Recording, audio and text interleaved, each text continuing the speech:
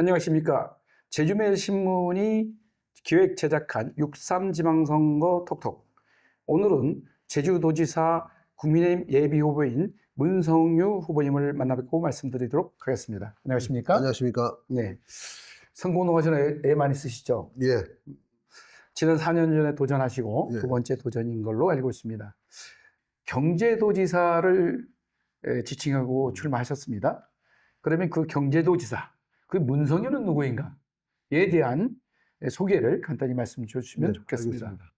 일단은 먼저 저는 이제 제주시 용담동에서 출생한 순수 제주 출신이라는 점을 말씀드리겠습니다. 그리고 기획재정부에서 30년을 근무하면서 대한민국의 예산과 경제 정책을 모두 들여다볼 수 있는 그런 자리에 있었습니다. 그 과정에서 제주와 연관된 여러 사업들에 대해서 관여를 하고 도움도 줬고 그런 역할을 했고, 그리고 캠코 사장으로서 근무하면서 쌓은 내공이 제주도의 어려운 경제를 이끌 수 있는 그런 풍부한 경험이었다고 저는 자부하고 있습니다.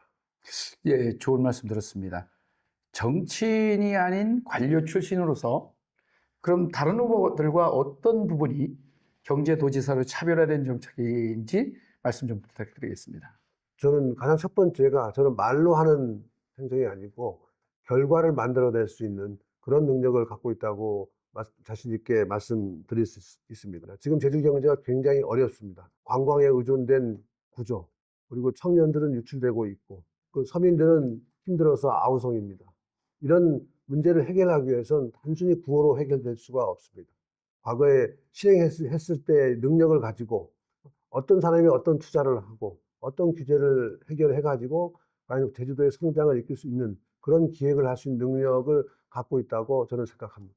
예, 그렇습니다. 그 차별화된 정책은 현재의 다른 후보는 직접 경제 정책에 관여해서 집행해 본 경험이 없어서 오히려 직접 일선에서 경제 정책을 다뤄본 그 부분이 저한테 특징이다. 그렇다면 그 기자회견에서 이런 말씀을 제가 들었거든요.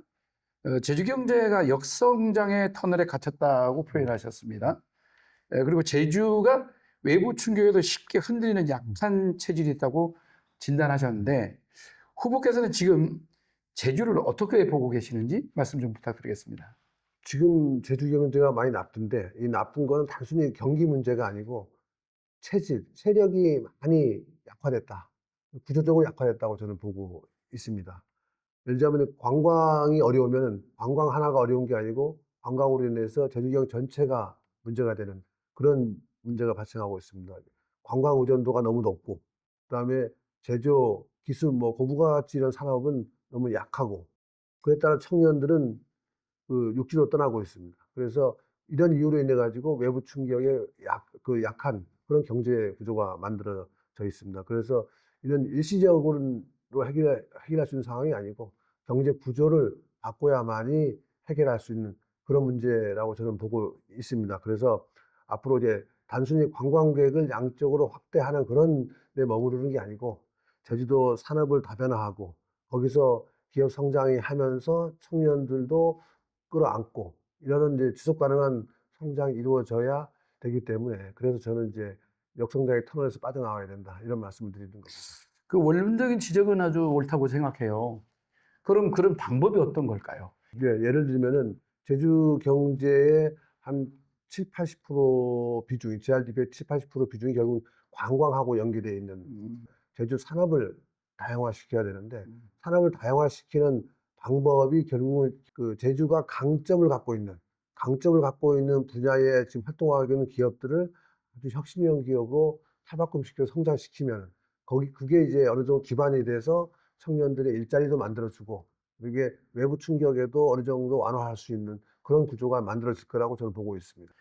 그러면 총평은 어떤 생각을 갖고 계시는지 또한 현 도정이 추진한 정책 가운데 계승하거나 아니면 보완할 필요가 있다고 생각하는 정책은 어떤 것인지 같이 말씀 좀 부탁드립니다. 그 현 도정의 정책을 한마디로 표현을 하자면은 비전을 화려했는데 도민의 삶은 공허했다, 이렇게 말씀드릴 수가 있겠습니다. 그런 이유가 몇 가지가 있는데, 가장 첫 번째 이유가 이 전 도정이 추진한 정책들을 보면은 전문가의 의견 수렴이 굉장히 부족한 것 같고, 전문가의 의견 수렴이 있다 하더라도 정책을 만들어내는 그 준비가 굉장히 부족합니다. 그래서 설익은 정책들을 만들어 내 가지고, 그래서 논란을 많이 일으키는데 결국은 도민들의 삶에는 영향을 주지 못하는 그런 정책을 많이 내고 있다는 말씀드리고, 그리고 미래 산업에 대한 정책도 많이 발표는 합니다. 그렇지만은 그 미래 산업이라는 게 우리 제주도의 강점을 기반으로 하지 못하는, 그런 걸로 제주 강점을 기반으로 해서 산업적인 생태계를 만들려고 하는 그런 전략이 굉장히 부족했다. 이렇기 때문에 이제 그런 것들이 우리 도민들의 피부에 와닿지 못하는 그런 문제를 발생시켰다고 보고 있고, 뭐 전부 다 비판할 수 있는 건 아니지만은 제가 우영훈 도정에서 그래도 긍정적으로 말씀드릴 수 있는 부분들이 이제 에너지 전환에 대한 굉장히 역점을 줬다는 부분하고, 그다음에 복지 쪽을 그래도 중앙정부와 연계해 가지고 복지 쪽의 여러 제도들을 많이 이제 발전시켰다고 하는 부분에 대해서는 저 긍정적으로 보고 있습니다. 그럼 이제 문성희 후보가 도지사가 된다면 음. 공약 쪽으로 들어가 보겠습니다. 어떤 공약이 대표적인 공약을 갖고 계신지?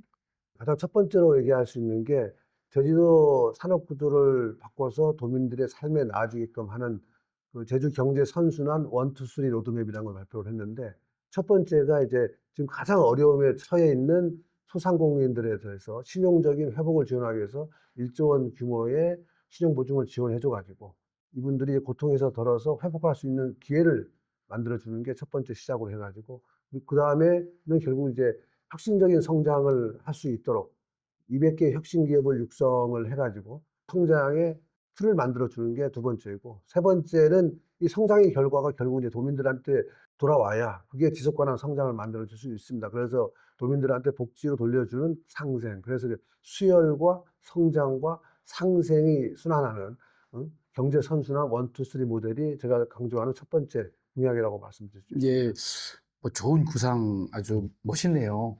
하지만 그 혁신기업 200개라고 좀 관심이 있어요. 그럼 200개의 육성하겠다고 하셨습니다. 이 실제 현실화하기 위한 실행 로드맵은 어떠신지?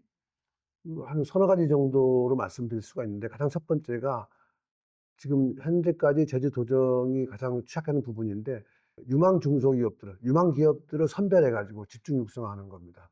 그냥 뿌려주는 정책이 아니고 싹이 틀 수 있는 기업들을 선별해 가지고 한 200개 정도를 장기적으로 육성을 해 주면은 거기서 일자리가 나올 수 있도록 하는 게 첫 번째고, 두 번째는 이 역할을 해줄 수 있는 제주투자청이라는 기관을 지금 만들려고 하고 있습니다. 그래서 제주투자청이 일정한 재원을 갖고 투자도 하고 후속 투자도 하고, 그다음에 생산성 향상 지원도 하고 판로도 지원할 수 있는 그런 체계를 만들어 주는 게 두 번째고, 세 번째는 이런 기업들이 제주시 기존에 발달되어 있는 제주시권에만 있는 게 아니고 제주시와 서귀포, 동쪽, 서쪽에 강점을 가질 수 있는 기업들이 자라날 수 있도록 균형적인 이제 정책을 만들어 가다 보면은 어느 정도 이제 이런 200개 기업이 제주 경제의 어떤 버팀목이 될 수 있는 그런 구조로 자라날 수 있을 거라고 저는 확신합니다.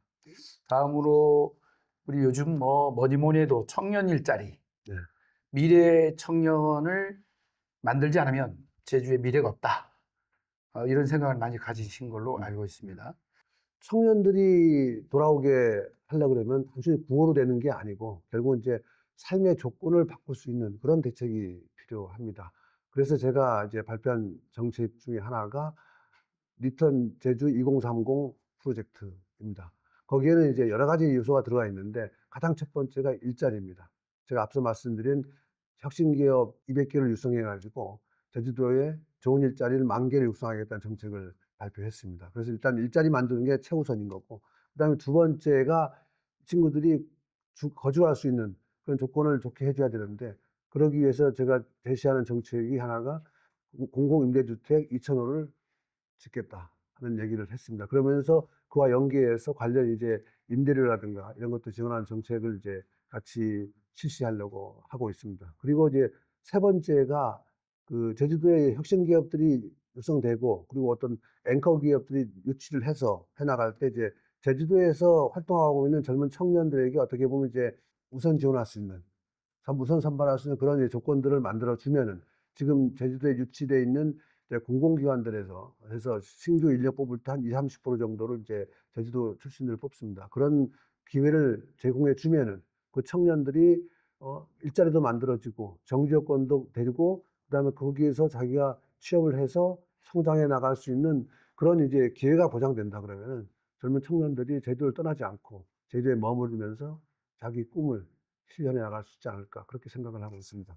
그리고 제주투자청이라는 상당히 매력 있는 말씀을 음. 하셨어요. 그럼 그 투자청의 역할, 투자청은 어떤 곳이고 이 투자청을 위해서 어떤 효과를 낼 것인지.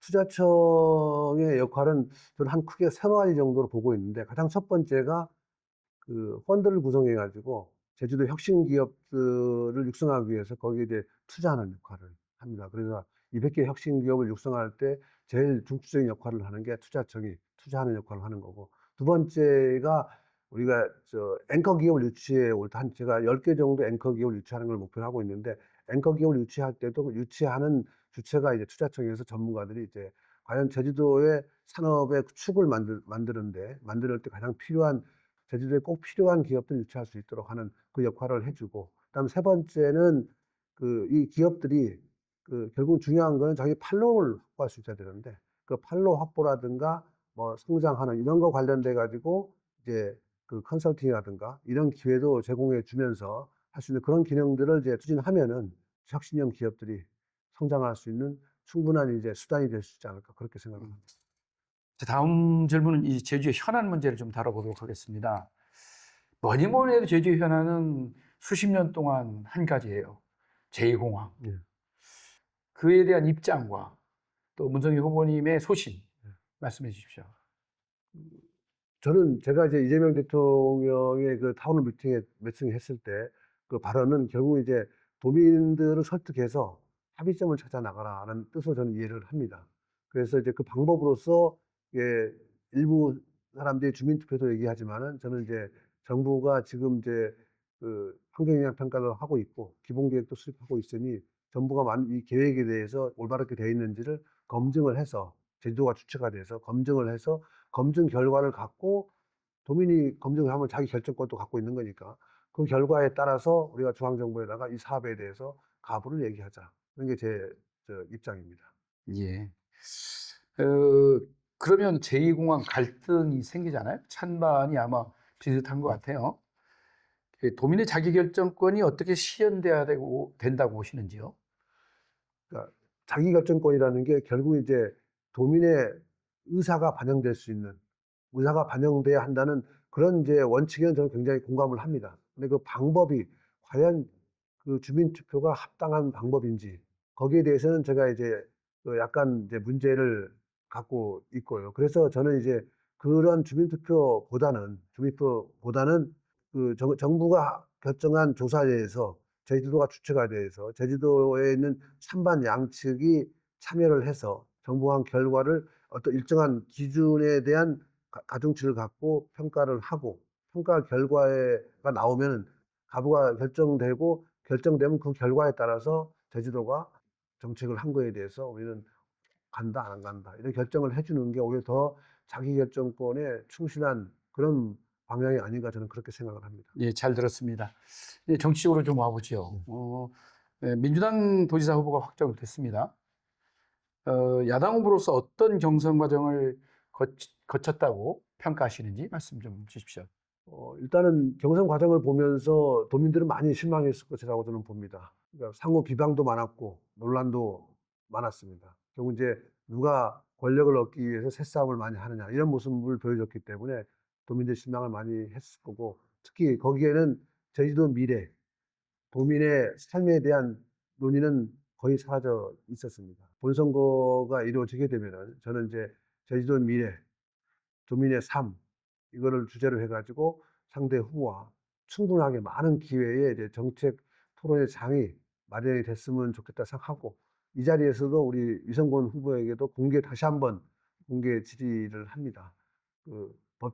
법적으로 이제 보장되어 있는 토론회 말고도 예를 들면 청년, 제주도 경제, 뭐 공항도 좋습니다. 공항 이런 주제별로 해서 별도의 토론회를 가지면서 도민들에게 검증할 수 있는 기회를 더 많이 제공해 주자 이렇게 제안을 다시 한번 하겠습니다. 예.